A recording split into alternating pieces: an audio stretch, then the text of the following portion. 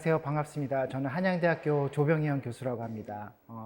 저는 기본적으로 이제 사람들이 어떻게 글을 읽는가, 그다음에 글을 읽으면서 어떤 일을 하고 그것의 가치가 무엇이고, 그것이 어떻게 사회에 기여하는가, 이런 것들을 연구하는 리터러시 연구자고요. 그다음에 특별히 리터러시라는 것을 학습하고 관련지어서 연구한 학습 과학자입니다. 그래서 현재는 한양대학교 사범대학 국어교육과에서 학생들을 가르치고 있고요. 예비교사들을 가르치고 있고, 또 대학원에서는 학습과학학과 안에서 리터러시를 또 가르치고 연구하고 있습니다.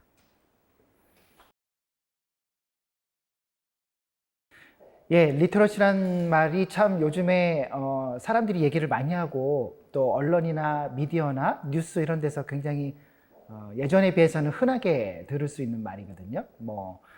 가깝게는 미디어 리터러시, 또 디지털 리터러시 이런 말들 많이 하고요. 근데 리터러시가 이제 도대체 뭔가, 리터러시라는 게 어떤 뜻인지 아는 분들이 그렇게 많지는 않을 거예요.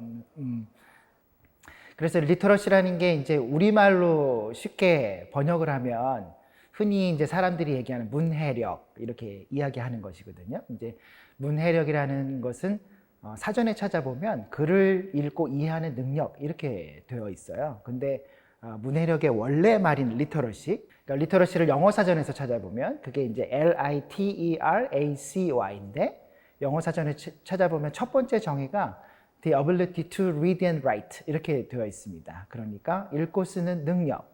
그러니까 리터러시라는 거는 가장 쉽게 정의하면 읽고 쓰는 능력이라고 이야기할 수 있는데, 읽고 쓰는 능력만 있으면 우리가 정말 잘 읽고 쓸 수 있을까? 이런 질문 해볼 수 있잖아요. 읽고 쓰기 위해서는 읽고 쓰는 능력이 기본적으로 있어야 되지만 읽고 쓰고자 하는 마음이 필요하거든요. 그래서 리터러시는 능력일 뿐만 아니라 사실은 읽고 쓰는 태도까지도 포함하는 것이고요. 더 나아가서는 내가 그런 마음이 있고 그런 능력이 있어도 실제로 하지 않으면 그만이거든요. 그렇죠. 그래서 실제로 내가 어떤 문제 상황에서, 삶의 다양한 상황에서 글을 읽고 쓰면서 무언가 일을 하려는 어떤 그런 실천적인 의지까지를 포함하는 것이라고 볼 수 있어요. 그래서 리터러시는 이 글을 읽고 쓰는 능력, 동시에 글을 읽고 쓰는 태도, 그걸 넘어서서 글을 읽고 쓰는 실천이라고 이야기할 수 있습니다.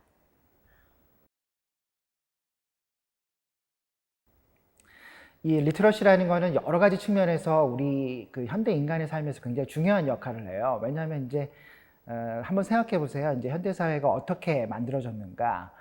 인류가 이제 문자를 사용하기 시작한 게 지금부터 한 5천 년 정도라고 이야기를 하고, 본격적으로 그러니까 그 대중 일반인들이 문자를 사용하고 책을 만들어내고 그것으로 공부를 하고 이런 시대는 금속 활자가 만들어진 그 이후부터라고 보거든요. 근데 그게 지금부터 한 600년 전이에요. 유럽에서는 한 14세기 정도인데, 그러니까 불과 한 600년 사이에 인류가 엄청난 문명을 발전시켰는데, 그 문명을 발전시킨 원동력 중에 하나가 바로 글자 체계이고, 그 글자 체계를 우리가 활용해서 더 깊고 넓게 사고하고 생각할 수 있고 어떤 일을 판단할 수 있고 하는 이제 그런 것이거든요. 그래서 문자 체계, 글쓰기 체계라는 게 따지고 보면 기술이에요. 우리는 요즘에 테크놀로지라 그러면은 스마트폰, 컴퓨터 이런 정도만 생각하지만, 예전에 글자를 처음 발명했을 때는 그 글자라는 그 쓰기 시스템 자체가 아주 엄청난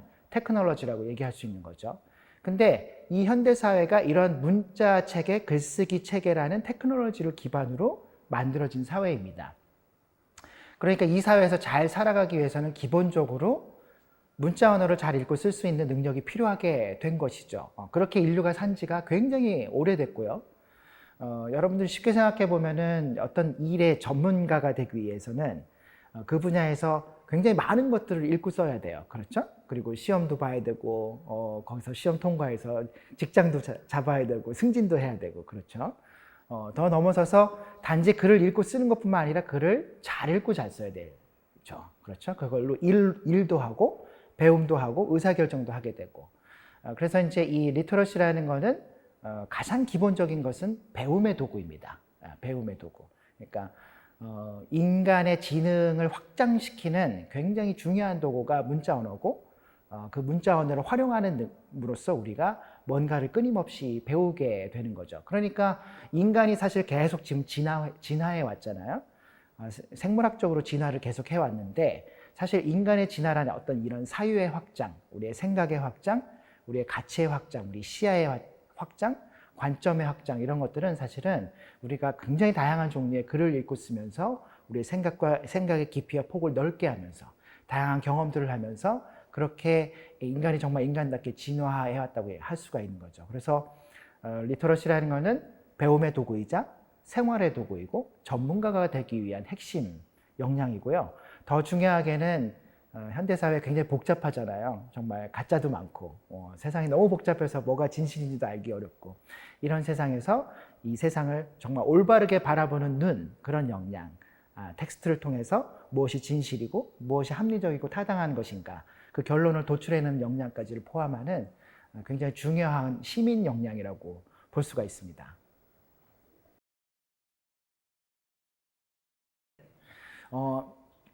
중학생 여러분들 이제 리터러시를 키우는 가장 좋은 방법은 책을 많이 읽으시면 돼요. 근데 책을 많이 읽고 싶은데 읽을 시간이 별로 없죠. 그게 사실 여러분들이 가지고 있는 가장 큰 어려움 중에 하나예요. 학교도 가야 되고 학원도 가야 되고 그렇죠. 잠자기도 부족한데 어떻게 책을 읽는가 고민이 많을 겁니다. 그러니까 리터러시를 키우기 위해서는 책을 많이 읽어야 되는데 그러려면 시간이 필요하죠. 그러니까 첫 번째 부모님한테 말씀드리세요. 엄마, 나 책 읽을 시간이 필요해. 아빠, 나 신문 읽을 시간이 필요해요. 그래서 시간을 좀 확보해서 여러분이 관심 갖는 분야의 주제의 책들을 선택해서 보는 게 아주 중요합니다. 우리가 내가 잘 알고 있는 것들은 더 잘 읽혀요. 그리고 그게 머릿속에 남겨질 가능성이 훨씬 높아요. 모르고 어려운 내용의 책을 읽으면 속도도 느리고요. 힘들고 짜증나요. 그래서 우리가 책을 읽다가 막 던져버리고 이러거든요. 그래서 첫 번째는 여러분이 읽고 싶은 주제를 찾아서 그 주제를 잘 설명해준 그런 책을 찾아 골라 읽으면 좋겠다.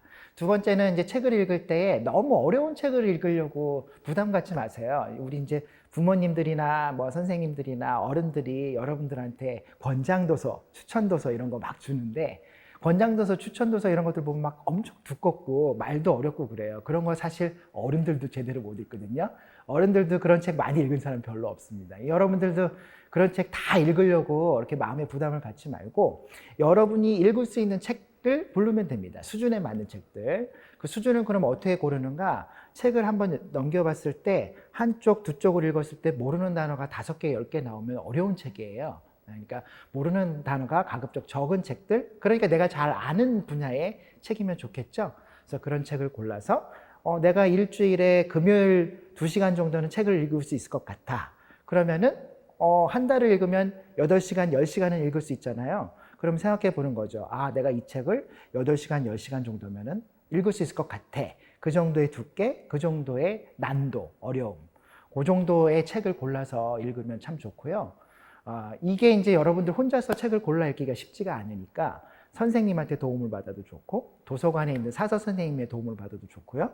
그 다음에 박물관에 있는 박물관 선생님께도 또 추천을 받아도 좋습니다. 그래서 어른들의 도움을 받아서 여러분이 좋아하는 책, 여러분 수준에 맞는 책을 고르는 게 아주 중요하고요. 무엇보다 더 중요한 건 시간을 확보하세요. 그러려면 부모님들과 잘 이야기를 하셔야 됩니다. 아시겠죠? 네.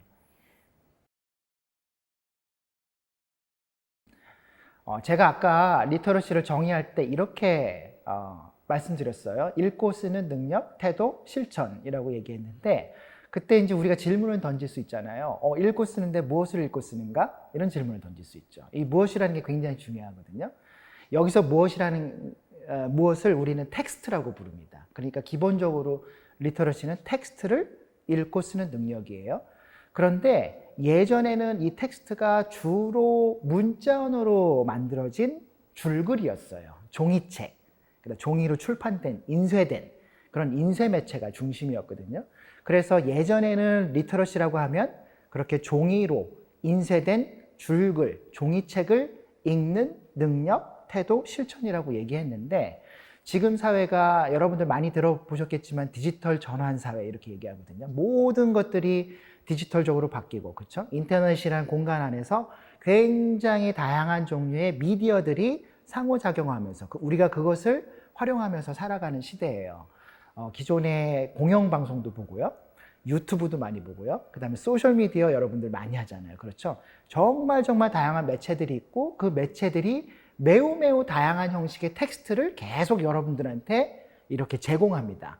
그러니까 현대사회에서 이 디지털 전환사회에서 리터러시라는 건 의미가 크게 확장이 돼요. 단지 종이책, 줄글을 읽는 능력을 넘어서서 다양한 미디어를 읽을 수 있는 능력, 그 다음에 다양한 디지털 정보를 찾고 연결하고 통합하고 그것으로 하나의 의미를 만들어서 내 것으로 나의 지식으로 만들고 그걸 내 삶에서 활용할 수 있는 능력까지로 확장되는 것이거든요.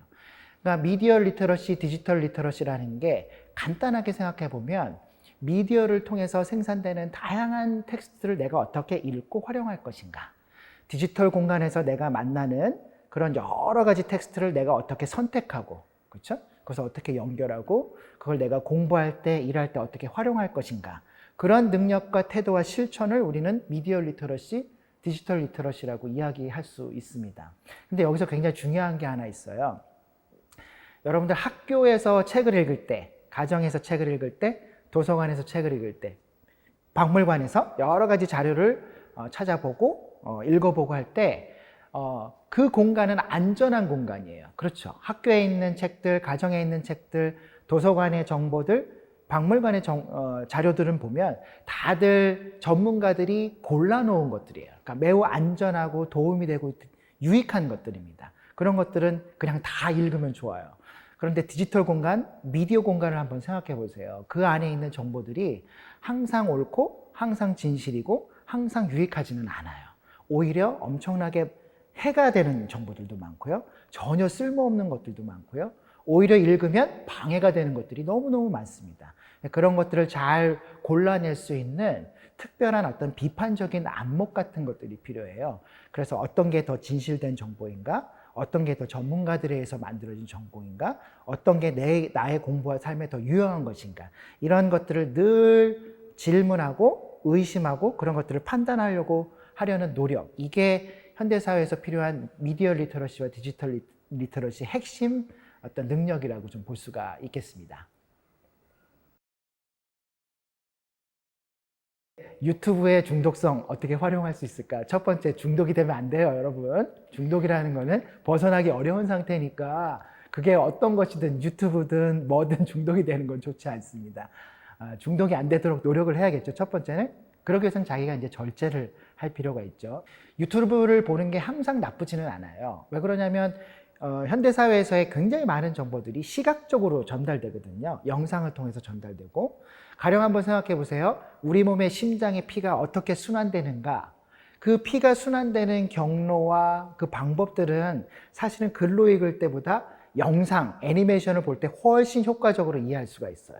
그러니까 이런 면에서는 동영상이라는 게 굉장히 유익한 공부의 재료, 텍스트가 되는 것이죠. 그런 것도 여러분들 많이 보면 좋습니다. 문제는 그런 것들 이외에 굉장히 여러분들의 주의와 관심을 이렇게 흐트러뜨리는 것들이 굉장히 많다는 거예요.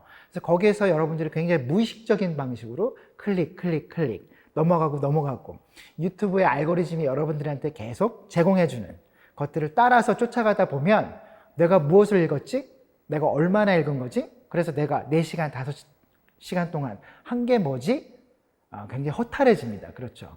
우리가 이제 시간들을 굉장히 소중하게 사용할 필요가 있거든요. 그러니까 유튜브 동영상 이렇게 보는 것들은 좋은데 항상 내가 무엇을 읽고 있는가, 어떻게 읽고 있는가, 잘 선택하고 있는가, 그래서 그것이 나에게 도움이 되는 방식으로 내가 활용하고 있는가라는 질문을 계속 할 필요가 있습니다. 그래서 중독이 되지 않는 굉장히 좋은 방법 중에 하나는 항상 나에 대해서 질문하는 거예요. 나는 어떤 독자이지? 나는 지금 유튜브를 보고 있는데 내가 이런 것들을 지금 잘 보고 있는가? 라는 질문들을 스스로에게 끊임없이 해야 돼요. 우리는 그런 것들을 의식성이라고 얘기해요. 영어로는 consciousness라고 부르는 것들인데 내가 나에 대해서 끊임없이 질문하고 자각해 있는 상태. 그래야 여러분들이 어떤 하나에 너무 몰입한 나머지 비효율적인 방식으로 여러분의 삶을 소모하게 되는 그런 상황을 좀 피할 수가 있습니다. 그래서 영상이나 이미지나 이런 것들을 적극적으로 찾고 활용하고 또 그런 것들을 만들어내는 능력은 현대사회에서 굉장히 중요한 리터러시 능력이에요. 그러나 균형을 잡을 필요가 있다. 그러니까 세상의 정보들이 항상 영상으로만 전달되는 것은 아니거든요. 굉장히 좋은 지식이나 정보 이런 것들이 도서관에 있는 책들, 신문, 잡지 이런 것들을 통해서 전달이 되어요. 그래서 다양한 매체들을 내가 고루고루 섭렵하고 균형 있는 방식으로 리터러시 활동을 하겠다. 이런 마음을 갖는 게 굉장히 중요하다고 봅니다. 자, 리터러시 아까 우리가 이렇게 정의했잖아요. 텍스트를 읽고 쓰는 능력. 그러면 우리가 질문을 던질 수가 있어요. 텍스트란 무엇인가? 그렇죠? 아까 말씀드렸지만 예전에는 문자 언어로 된 종이책 중심, 지금은 영상과 이미지와 인포그래픽, 여러 가지 사운드, 소리, 감각들을 포함한 다양한 디지털 텍스트, 복합 양식적 텍스트라고 이야기를 하죠. 박물관에 들어오면 정말 많은 텍스트들이 있어요. 첫 번째 텍스트는 박물관에 있는 여러 가지 전시된 물건들 자체가 텍스트가 됩니다. 그렇죠? 예전에 과학자들이 썼던 엄청나게 큰 컴퓨터. 이게 그 시대의 과학에 대해서 어떻게 이야기해 주는가. 그렇죠? 박물관 안에 있는 어떤 포스터들, 그 자체가 텍스트가 되죠. 그 안에는 문자가 있고요. 또 그림도 있고요. 그렇죠? 그 포스터라는 것 자체가 그 시대의 사람들이 어떤 모습으로 살아가고 있는지를 잘 보여주는 하나의 텍스트라고 볼 수가 있습니다. 그러니까 박물관이 사실은 리터러시를 경험하기 위한 굉장히 좋은 공간이에요. 특별히 박물관이라는 것은 학교에서 볼 수 없는 것들을 굉장히 많이 볼 수 있고요. 내가 지금 당장 생활 속에서 경험하지 못하는 것들을 볼 수 있는 곳이 박물관이에요. 오래된 것들, 예전 것들, 다른 나라의 사람들, 다른 문화권의 사람들이 만들어 놓은 어떤 생산물, 물건들, 작품들 이런 것들을 볼 수 있는 곳이 박물관이죠. 그러니까 박물관에 가는 것 자체가 다양한 종류의 텍스트를 경험할 수 있는 좋은 기회를 제공해주고 그것들을 실제로 읽고 분석하고 이게 어떤 의미가 있을까 한번 생각해 보는 게 나의 리터러시 능력을 키우는 데 굉장히 좋은 영향을 미친다고 볼 수가 있습니다. 저는 이 박물관이라는 공간이 굉장히 중요하다고 봐요. 보통 우리 여러분 그 학생들, 청소년들이 주로 다니는 공간이 정해져 있잖아요. 학교, 집, 그리고 학교, 집 어딘가. 그 어딘가는 여러분 비밀이라 제가 물어보진 않겠지만 학교와 집에서 주로 생활을 한다고요. 근데 이 박물관이라는 곳은 학교와 집에서 경험할 수 없는 새로운 것들을 볼 수 있는 공간이에요. 그러니까 내가 새로운 공간에 가서 새로운 텍스트를 경험한다는 건 대단히 소중한 것이거든요. 그런 점에서 박물관에서 리터러시 교육을 한다는 것 자체가 큰 의미가 있다고 보고요. 또 한 가지는 현대사회에서의 리터러시라는 건 한 가지로 정의하기가 어렵습니다. 매우 다양한 방식으로 정의가 돼요. 그러니까 텍스트의 종류가 매우 다양하고 내가 글을 읽고 쓰는 상황이 매우 다양하고 그렇죠? 글을 읽고 쓰는 사람들이 매우 다양해요. 그런 다양성의 리터러시를 집약해서 경험할 수 있는 공간이 저는 박물관이라고 생각을 해요. 예전에 과학자들, 예전에 역사학자들, 그쵸? 예전에 인류학자들, 예전에 그냥 일반 사람들, 농민들, 그쵸? 이런 사람들이 만들어낸 여러 가지 텍스트를 보면서 문화를 이해하고, 그렇죠? 사람들을 이해하고, 시대를 이해하고, 그것을 현재 나의 삶에 연결시켜서 새로운 의미를 만들어낼 수 있는 거죠. 그래서 나는 어떤 사람일까? 나는 어떻게 살아가야 될까? 이런 것들을 더 깊게 이해할 수 있는 그런 경험을 제공한다고 봅니다. 그래서 뮤지엄하고 리터러시가 이렇게 만나는 건 정말 찰떡궁합이다. 그렇게 말씀드릴 수 있겠습니다.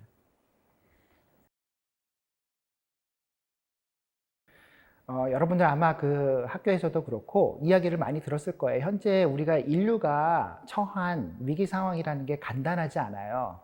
여러분도 다 겪었지만 이 코로나 감염병 상황이라는 거 전혀 예측하지 못했는데 우리가 거의 전 지구의 인류가 2년, 3년 동안 밖에 나가지 못하는 상황을 겪었잖아요. 그렇죠? 이런 일들이 앞으로도 계속 벌어질 거라고요. 지금 기후 위기를 한번 생각해 보세요. 지구가 점점 뜨거워지고 있다고 그러죠. 올해 여름 얼마나 더워요. 계속 뜨거워지고 있거든요. 앞으로 지구가 더 뜨거워질 겁니다. 아마 올해가 앞으로 남은 지구의 역사 중에 가장 시원한 해일 거예요. 그러니까 이렇게 우리가 인류가 직면한 거대한 위기들이 있어요. 이 위기들을 우리가 어떻게 극복해 나가는가 사실 굉장히 중요한 문제인데 그런 것들을 내가 직접 해결하기가 어려워요. 보통 사람들은. 그렇죠?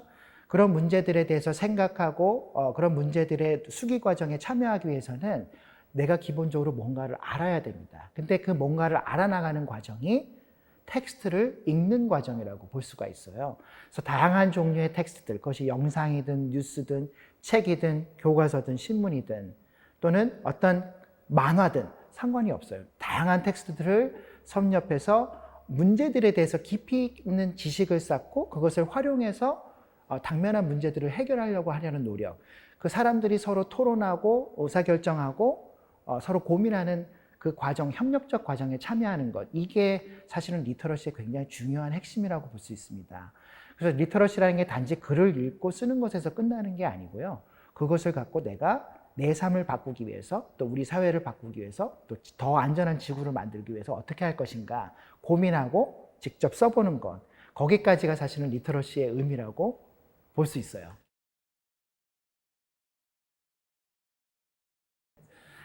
저희 한양대학교 박물관에 와주신 여러분들 너무 감사하고요. 그 다음에 특별히 우리 박물관에서 뮤지엄 곱하기 리터러시라는 프로그램을 만들었어요. 아주 좋은 프로그램이고 사실 여러분들이 지금 중학교에 다니고 있지만 대학이라는 대학 캠퍼스 안에서 이런 프로그램을 경험할 수 있다는 것은 사실은 아무나 얻기는 쉽지 않은 그런 경험이에요. 그래서 오신 분들이 이 프로그램이 진행되는 동안 다양한 분야의 전문가들이 이 뮤지엄, 박물관, 그 다음에 리터러시 이런 것들에 관해서 어떤 이야기들을 하는가 그런 것들을 잘 들어보면 여러분 공부에도 도움이 되고 삶에도 도움이 될 겁니다. 여러분이 가지고 있는 배경 지식을 굉장히 넓힐 수 있는 좋은 기회예요. 내가 가지고 있는 배경 지식과 상식들이 많아지면 앞으로 내가 새로운 것을 배울 때 큰 도움이 됩니다. 이 뮤지엄 리터러시 프로그램이 아마도 여러분들에게 지금까지 경험하지 못했던 굉장히 호기심, 여러분의 호기심을 충족시킬 수 있고 여러분의 생각을 자극할 수 있는 그런 좋은 정보와 기회들을 제공해 줄 거라고 믿습니다. 환영합니다.